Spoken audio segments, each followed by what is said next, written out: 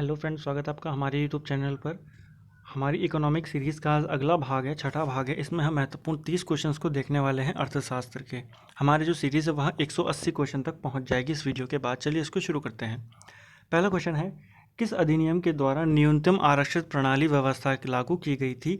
तो भारतीय reserve bank अधिनियम जो 1956 में आया था, उसके तहत न्यूनतम आरक्षित प्रणाली की व्यवस्था को लागू किया गया था। अगला क्वेश्चन है, भारत में ग्रामीण क्षेत्रों में प्रतिदिन कितनी कैलोरी खपत को गरीबी रेखा का माप माना जाता है?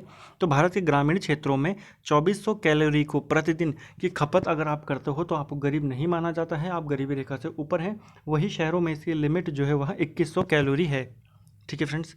नीली क्रांति का संबंध किससे है? तो ब्लू रेवोल्यूशन का संबंध है मत्स्य उत्पादन से। ठीक है, मछली उत्पादन से। अगला है हमारा प्रश्न, गुलाबी क्रांति का संबंध किससे है? तो गुलाबी क्रांति जो थी वह झींगा मछली से संबंधित थी। ठीक है फ्रेंड्स।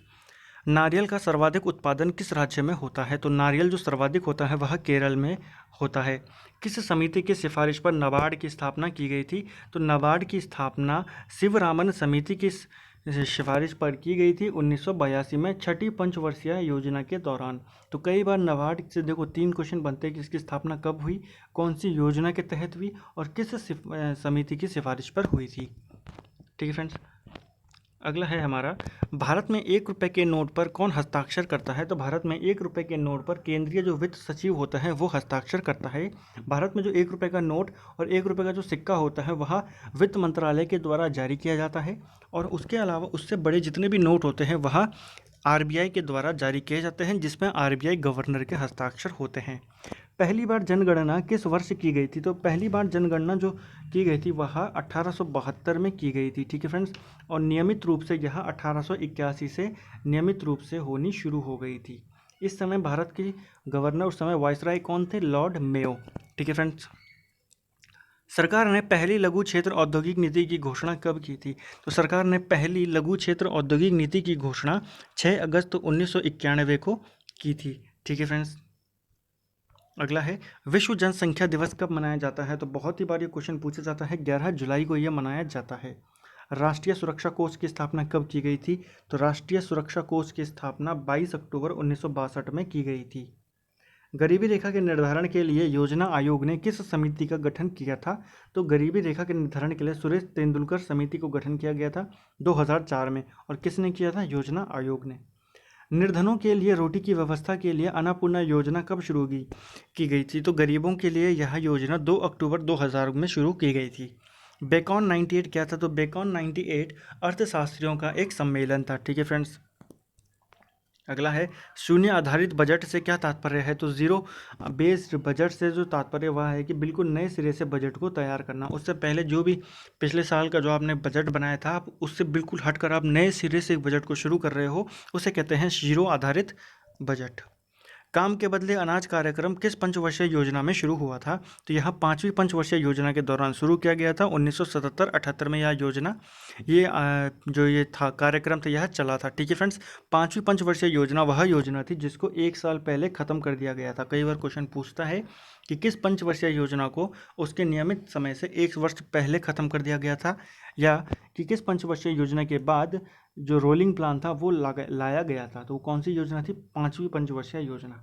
उपभोक्ता दिवस कब मनाया जाता है? तो उपभोक्ता दिवस मनाया जाता है 15 मार्च को। ठीक है फ्रेंड्स। अगला प्रश्न है, सर्वाधिक अफीम किस राज्य में होता है? तो सर्वाधिक जो अफीम होता है यह मध्य प्रदेश में उत्पन्न होता है। इंदिरा गांधी आवास योजना कब शुरू हुई थी? तो इंदिरा गांधी आवास योजना 1985 में शुरू हुई थी। एकीकृत ग्रामीण विकास कार्यक्रम कब शुरू हुआ था? तो एकीकृत ग्रामीण विकास कार्यक्रम की शुरुआत 1980 में हुई थी। क्रिसिल की फुल फॉर्म क्या है? तो क्रिसिल जो है इसकी स्टैंड फोर्स बताया गया है credit rating information service of India limited. ठीक है, कई बार इसकी फुल फॉर्म एग्जाम में पूछ लेता है। तो credit rating information service of Indian limited. Bharat में बेरोजगारी का मुख्य स्वरूप क्या है? तो भारत में जो बेरोजगारी का मुख्य स्वरूप है वह है संरचनात्मक। जवाहर रोजगार योजना की शुरुआत कब हुई थी? तो जवाहर रोजगार योजना की शुरुआत 1989 में हुई थी। किस पंचवर्षीय योजना में प्राथमिकता को विकास से हटाकर प्रतिरक्षा की ओर केंद्रित किया गया था? यानी कि किस पंचवर्षीय योजना का उद्देश्य विकास नहीं था, सेल्फ डिफेंस था। ठीक है फ्रेंड्स, तो वो कौन सी योजना थी? तीसरी पंचवर्षीय योजना थी। किंग ऑफ इंटरनेट किसे कहा जाता है? तो मासायोशी सेन को किंग ऑफ इंटरनेट कहा जाता है। ठीक है फ्रेंड, मासायोशी सेन को। ऑपरेशन फ्लड का संबंध किससे है? तो श्वेत क्रांति से संबंधित है ऑपरेशन फ्लड, और श्वेत क्रांति का संबंध था दूध से। श्रम विभाजन बाजार के आधार द्वारा सीमित होता है, यह कथन किसका है? तो जो श्रम विभाजन होता है वह बाजार के आधार द्वारा सीमित होता है, यह कथन था एडम स्मिथ का, जिन्हें अर्थशास्त्र का पिता कहा जाता है। आरबीआई का राष्ट्रीयकरण किस वर्ष किया गया था? तो आरबीआई का राष्ट्रीयकरण 1949 में किया गया था। इसकी स्थापना 1935 में की गई थी। ठीक है। किस पंचवर्षीय योजना में आत्मनिर्भरता को लक्ष्य बनाया गया था? चौथी पंचवर्षीय योजना को आत्मनिर्भरता का लक्ष्य यहाँ पर बनाया गया था, लेकिन यह योजना फेल हो गई थी। तो क्वेश्चन पूछता है कि चौथी पंचवर्षीय योजना के फेल होने का मुख्य कारण क्या था? तो जो बांग्लादेशी शरणार्थी थे उनके आने का मुख्य कारण था। ठीक है फ्रेंड्स। भारत निर्माण कार्यक्रम कब शुरू हुआ था? तो भारत निर्माण कार्यक्रम जो था यह 2005-06 में शुरू किया गया था भारत सरकार के द्वारा। तो ये थे हमारे आज के इंपॉर्टेंट 30 प्रश्न इकोनॉमिक्स के। भाग 6 हमारे हो चुके हैं, 180 प्रश्नों को हम देख चुके हैं। तो आप इन पूरी सीरीज़ को देखें अभी इसके। ठीक है फ्रेंड्स, तो आपकी पूरी इकोनॉमिक इसमें कवर हो जाएगी। Thank you friends.